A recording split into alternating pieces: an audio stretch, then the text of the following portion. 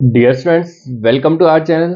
आज के इस वीडियो में हम कंप्लीट करेंगे एक्सरसाइज 10.2 को, जिसके ऑलरेडी हमने क्वेश्चन नंबर 10 तक जो है वो कंप्लीट कर लिया है। 11, 12, 13 हमारा बाकी है। 12th क्वेश्चन जो है वो लेंथ में काफी ज्यादा भी रहेगा, इसलिए जो है मैंने इन 3 क्वेश्चंस के लिए पार्ट 3 बना दिया। तो चलिए स्टार्ट करते हैं 11th क्वेश्चन से। Prove that the parallelogram circumscribing a circle is a rhombus. अब इसको डायग्राम से समझते हैं कि अगर कोई पैरेललोग्राम है जो सर्कमस्क्राइब कर रहा है एक रोम्बस को, वो सॉरी सर्कल को, कुछ इस तरह से, तो वो एक रोम्बस होता है। ये हमें प्रूव करना है। For example A B C D, ये हमारा पैरेललोग्राम है। दैट मीन्स हमें गिवन है। अब गिवन में हम राइट करते हैं हमारे पास क्या क्या गिवन है। गिवन में हमारे पास है it is a parallelogram. Parallelogram है that means opposite sides are equal. A B is equal to C D and A D is equal to B C. ये हमें पहले से ही गिवन है, ठीक है।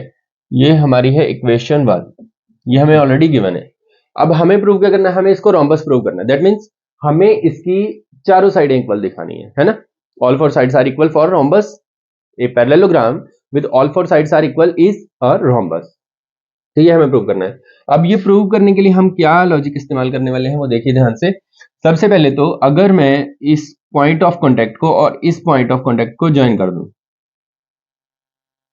ठीक है, ये मैंने ज्वाइन कर दिया। इसी तरह से अगर मैं इस पॉइंट ऑफ कांटेक्ट को और इस पॉइंट ऑफ कांटेक्ट को लेता हूं तो ये कुछ इस तरह से बनेगा, है ना। अब हमें पता है अगर एक ही पॉइंट से आने वाली जो टेंजेंट होती है, ज्वाइन ना भी करते तो कोई बात नहीं थी, इसको मैं ले लेता हूं पी क्यू आर एस, ठीक है। अब एक ही पॉइंट से आने वाली जो टेंजेंट होती हैं वो इक्वल होती हैं, हमें ये पता है ना। तो ये लेंथ जो है इस लेंथ के इक्वल आएगी। क्यों? क्योंकि एक ही सेम पॉइंट से आ रही हैं।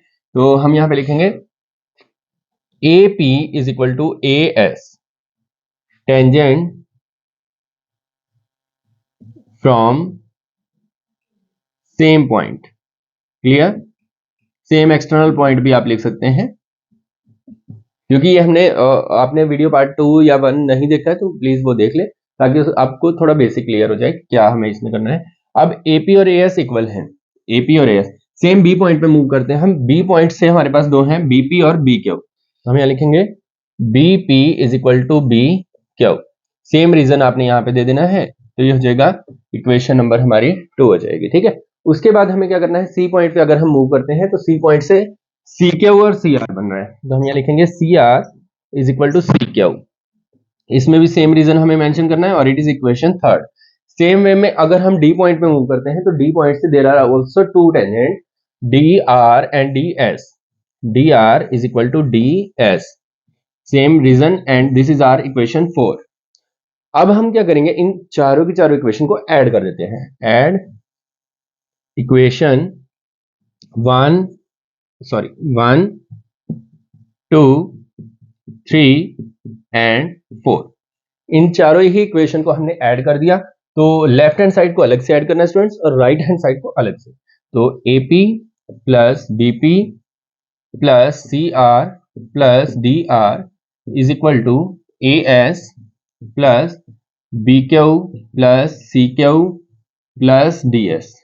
अब देखो AP और BP को अगर ऐड करते हैं तो क्या बनेगा? AP plus BP, it will be AB। तो यहां से आ जाएगा AB प्लस CR को ऐड कर देते हैं, CR तो ये बन जाएगा हमारा CD is equal to AS को DS के साथ ऐड कर देते हैं, AS तो ये बन जाएगा AD प्लस BQ BC। अब यहां तक रिजल्ट हमने ले लिया। अब हमारे पास फ्रॉम इक्वेशन 1 हमें पता है AB जो है वो CD के इक्वल है। दैट मीन्स जहां CD है वहां पे हम क्या लिख सकते हैं? AB। तो AB प्लस CD की जगह पे हम क्या लिख सकते हैं? AB is equal to AD जो है वो BC के इक्वल है ना। तो AD की जगह हम क्या लिख सकते हैं? BC plus BC। They are both now become 2 times, तो 2 times AB is equal to 2 times BC। 2 से 2 हम कैंसिल करेंगे, तो AB is equal to BC। ये बन गई हमारी इक्वेशन 2। अब आप देखो from equation 1 and 2 we have from equation 1 and 2। 1 और 2 इक्वेशन से आप देखें क्या हमें रिजल्ट मिल रहा है। ए बी जो है हमने यहां से लिखा A B is equal to B C, और यहां से ए बी किसके इक्वल है, सी डी के, तो it is equal to C D. और ए डी किसके इक्वल है, बी सी के, तो B C is equal to A D. तो all four sides are equal, तो हमने रिजल्ट क्या देना है, a parallelogram with all four sides equal is a rhombus. Clear. में देखते हैं स्टूडेंट्स, ये हमारे पास डायग्राम हमें गिवन है इसका स्टेटमेंट के लिए। ए सी बी, ए बी सी एक ट्राइंगल है जिसके अंदर एक सर्कल है। ये पॉइंट ऑफ कांटेक्ट है हमारे डी है, यहाँ पे मैं ले लेता हूँ ई, यहाँ पे एफ गिवन नहीं है, हम ले लेते हैं, एज्यूम कर लेते हैं। तो ये 6 सेंटीमीटर है, तो ये भी 6 है क्योंकि tangent from same point. Same logic यहाँ पे 8 8। अब ये हमें फाइंड करना है, हमें क्या करना है, ए triangle ABC drawn circumscribe a circle of radius 4 centimetre. That means हमें इसकी सर्कल की रेडियस भी पता है, क्या है, 4। तो दैट मीन अगर मैं ये इसको ऐसे ज्वाइन कर दूं तो ये रेडियस है 4, इसको ज्वाइन कर दूं ये भी रेडियस है 4, इसको ज्वाइन कर दूं तो ये भी रेडियस है 4, है ना। और by the point of contact D R of length 8 and 6 respectively, ये हमारी 8 और 6 है। फाइंड ए बी, तो ए बी कितना आएगा और ए सी कितना आएगा। ए बी और ए सी पता करने के लिए ये लेंथ हमें पता होनी चाहिए, ए एफ और ए ई, और ये दोनों बराबर होंगे क्योंकि एक ही पॉइंट से आने वाली टेंजेंट है, तो हम इसको एक्स लेट कर लेते हैं। क्या लेट कर लेते हैं, एक्स। क्लियर। अब हमें क्या करना है, अब देखो वैसे तो हमारे पास कोई ऐसा रूल नहीं है जिससे एक्स के लिए रिलेशन बन जाए कोई और एक्स की वैल्यू हम फाइंड कर दें। तो यहाँ पे जो हम लॉजिक यूज करेंगे वो ये कि एक तो हम पूरी ट्रायंगल का एरिया लेंगे, ठीक है, और इस पूरे सर्कल को हम डिवाइड कर देंगे 3 सर्कल्स में, सर्कल नहीं सॉरी 3 ट्रायंगल्स में, और इसको ज्वाइन कर देते हैं। अब 3 ट्रायंगल्स कौन कौन सी हैं, देखो एक तो है बी सी, यहां पे ले लेते हैं हम पॉइंट ओ, ठीक है, सी ओ बी, ये वाली ट्रायंगल नीचे वाली, इसकी हाइट है 4 क्योंकि रेडियस और टेंजेंट में 90 डिग्री होता है। यहां पे भी हाइट है 4, यहां पे भी हाइट है 4, ठीक है। इसी तरह से ए ओ सी, ए ओ बी और बी ओ सी, ये 3 ट्रायंगल, तीनों का एरिया प्लस करेंगे तो वो टोटल ट्रायंगल के एरिया के इक्वल आएगा, ठीक है। अब इनमें तो बेस और हाइट हमारे पास है, बट पूरी अगर टोटल ट्रायंगल हम देखें तो उसमें बेस और हाइट का हमें नहीं पता है, तो उसके लिए हम यूज करेंगे हीरोन्स फॉर्मूला, जो कि हमने क्लास 9 के एक एरिया वाले चैप्टर में पढ़ा था।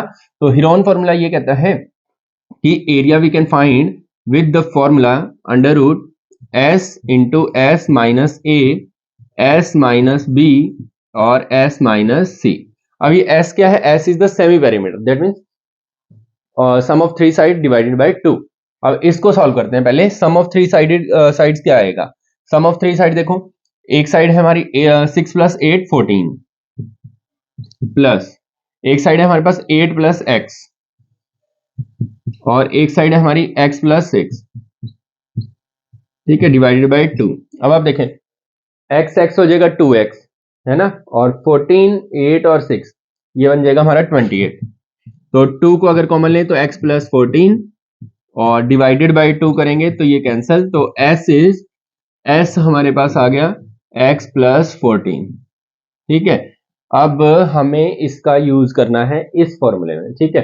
तो पहले तो हमें इसी को सॉल्व करना पड़ेगा, तो थोड़ा सा सिंप्लीफाई करके करेंगे क्योंकि स्पेस कम रह जाएगा मेरे पास। तो पहले मैं इसको थोड़ा सा सिंप्लीफाई कर लेता हूं। देखो s की वैल्यू x प्लस 14, ठीक है, और इसके बाद s माइनस a है, थोड़ा इधर ना लिख लें, है ना, ताकि उधर कंप्लीट आ जाए। थोड़ा यहां पे सॉल्व कर लेते हैं इसको।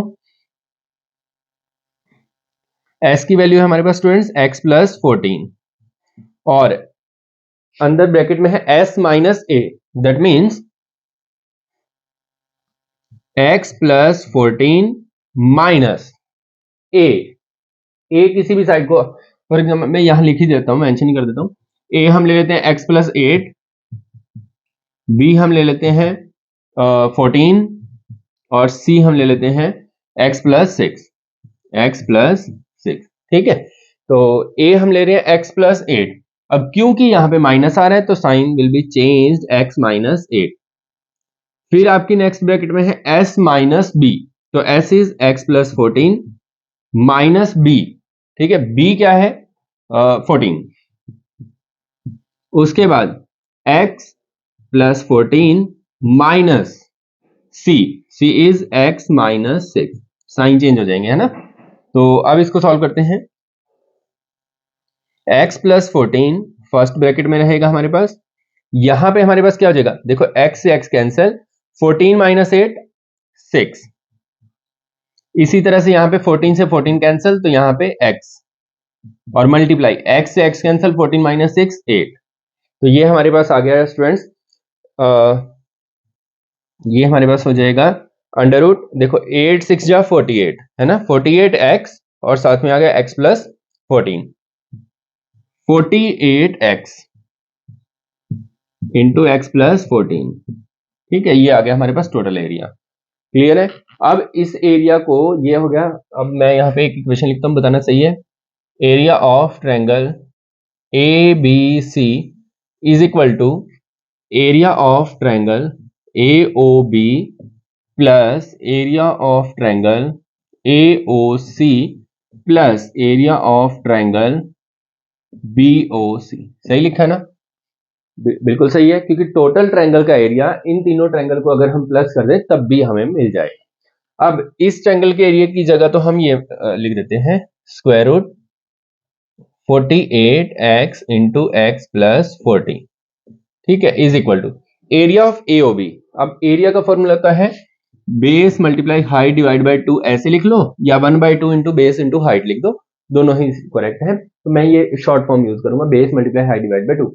अब जब हम एओबी ले रहे हैं स्टूडेंट्स, एओबी ये वाली ट्रायंगल, तो इसमें हाइट है ये, और जिस लाइन के ऊपर हाइट बनती है वो होता है बेस, तो बेस इज x प्लस 8, क्योंकि ये वाली साइड क्या है x प्लस 8, ठीक है, x प्लस 8 और हाइट है ये, तो base into height divide by 2, x plus 8 multiply height कितनी है 4 डिवाइडेड बाई 2 प्लस इसका, देखो इसका क्या बनेगा AOC का, AOC ये वाली ट्रायंगल है ना, इसका बेस है x प्लस 6 और हाइट है 4, तो हम यहाँ लिखेंगे x plus 6 multiply by 4 divided by 2 plus BOC के लिए, देखो BOC के लिए तो बेस है 14 और हाइट है 4, तो 14 मल्टीप्लाई 4 डिवाइडेड बाई 2, ठीक है, कैंसिल करते हैं, 2 टू ज़ा 4, 2 टू ज़ा 4, 2 टू ज़ा 4।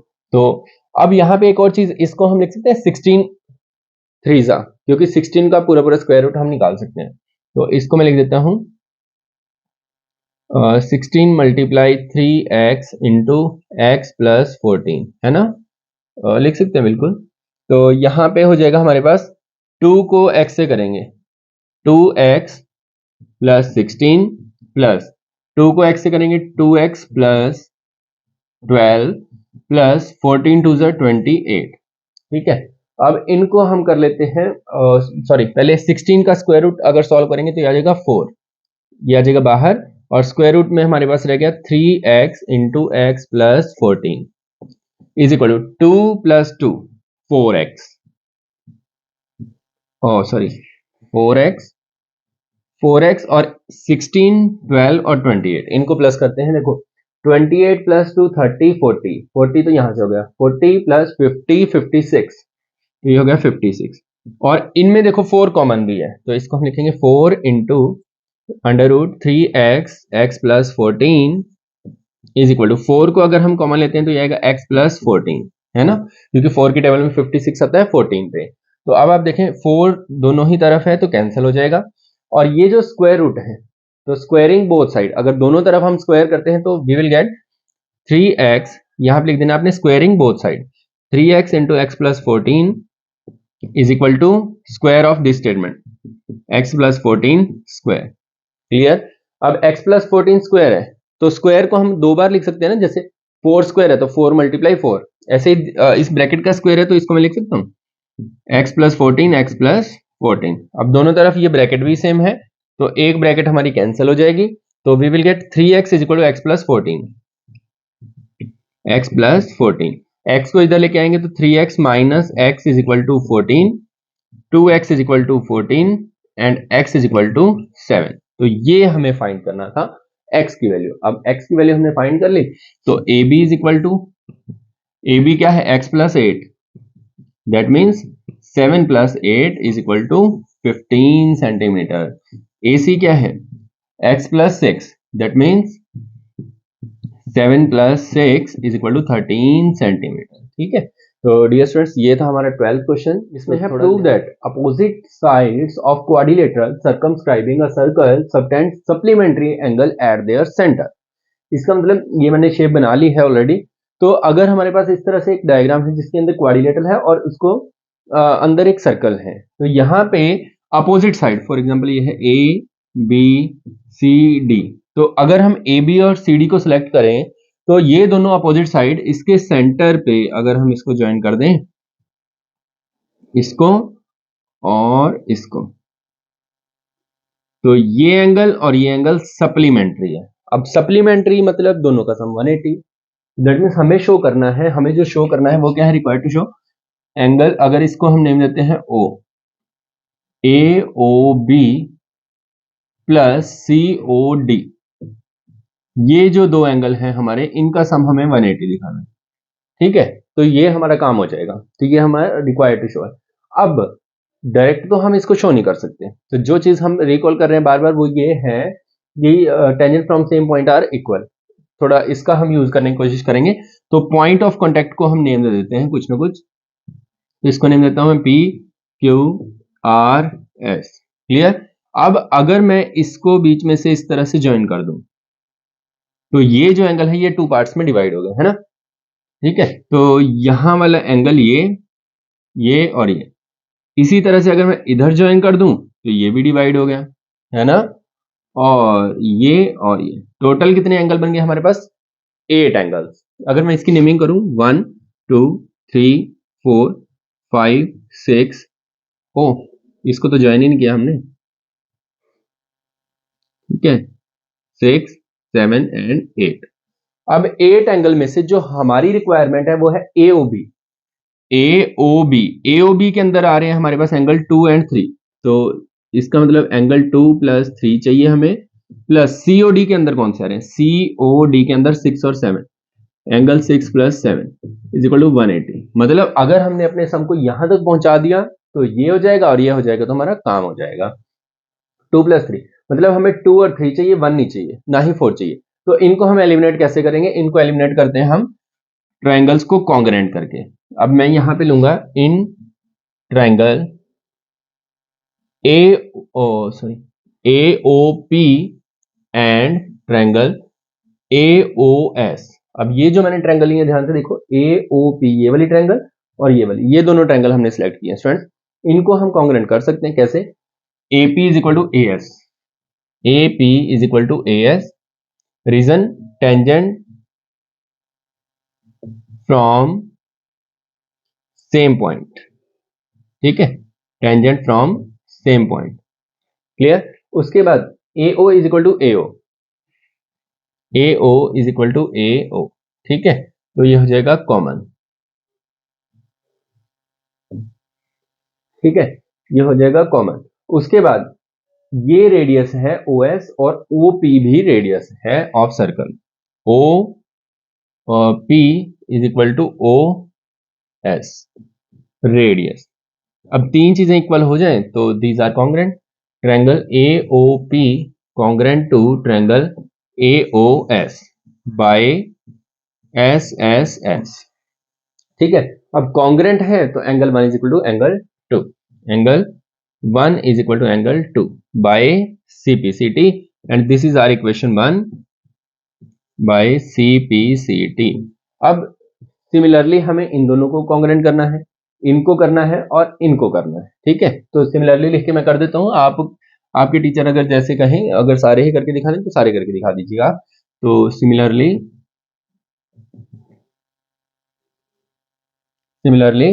Triangle POB congruent to triangle QOB, और यहां से आ जाएगा angle 3 is equal to angle 4, equation 2, ये भी बाय CPCT। ठीक है, और इसी तरह से ये जो दोनों ट्रायंगल हैं तो आपने लिखना है triangle QOC congruent to ROC, और ये कॉन्ग्रेंट है तो angle 5 is equal to angle 6। ठीक है, ये थर्ड इक्वेशन हो गई। और सेम वे में यहाँ पे ये दोनों ट्रायंगल भी कॉन्ग्रुएंट हो जाएंगी। लॉजिक आपने यही यूज करना है। ठीक है, मेथड मैंने आपको समझा दिया है, तो इसी मेथड का इसमें भी यूज करना है आपने। Angle 7 is equal to angle 8, ये हो जाएगी इक्वेशन 4। ठीक है, अब हमें पता है एक पॉइंट पे बनने वाले सभी एंगल, जिसको कंप्लीट एंगल बोलते हैं हम, तो सम होता है 360 डिग्री। एक पॉइंट पे सभी एंगल्स का सम कितना होता है? 360 डिग्री। तो यहाँ पे हम लिखेंगे 8 एंगल्स हैं, तो angle 1 plus angle 2 plus angle 3 plus angle 4 plus angle 5 plus angle 6 plus angle 7 plus angle 8 is equal to 360 degree. One complete angle आप इसका रीजन दे सकते हैं। अब हमें जो चाहिए वो 2 और 3, 6 और 7, तो 1 हमें नहीं चाहिए। 1 किसके इक्वल है? 2 के। तो जहां 1 है वहां पे इसको हम थोड़ा यहां पे करते हैं नीचे, तो जहां 1 है वहां पे हम लिख देते हैं एंगल 2 प्लस आगे क्या है, इनको डैश लगाता जाता हूं जो कंप्लीट हो जाएंगे। उसके बाद 3 हमें चाहिए, बिल्कुल, तो एंगल 3। 4 हमें नहीं चाहिए, तो 4 किसके इक्वल है? 3 के, तो यहाँ पे आ जाएगा एंगल 3। इसके बाद 5 हमें चाहिए, नो, 5 किसके इक्वल है? 6, तो we will write here angle 6 plus angle 6 we required plus angle 7, yes, plus angle 8 हमें नहीं चाहिए, तो we will eliminate it by using angle 7 is equal to 360। Now both the angles are coming 2 times. ठीक है, तो we will write here 2 into angle 2 plus angle 3 plus angle 6 plus angle 7 is equal to 360। ठीक है, 2 इधर multiply में है, इसको अगर राइट में शिफ्ट करेंगे तो ये डिवाइड में चला जाएगा। अब एंगल 2 प्लस 3, एंगल 2 प्लस 3 क्या बन जाएगा? एंगल AOB प्लस 6 प्लस 7 क्या बन जाएगा? Angle COD is equal to, इसको कैंसिल करेंगे तो 180, 180। बस यही हमें प्रूव करना था। तो लास्ट में हम लाइन दे देंगे the angle that opposite angle made by, या फिर ऐसे लिख सकते हो opposite side of quadrilateral circumscribing a circle subtend supplementary angle eight there centre. ठीक है, तो स्टूडेंट्स इस सम के साथ हमारी एक्सरसाइज भी कंप्लीट होती है। तो और भी नई नई वीडियोस आपको हमारे चैनल पर देखने को मिलते रहेंगे, तो देखते रहिए और सब्सक्राइब करना ना भूलिएगा। Thank you.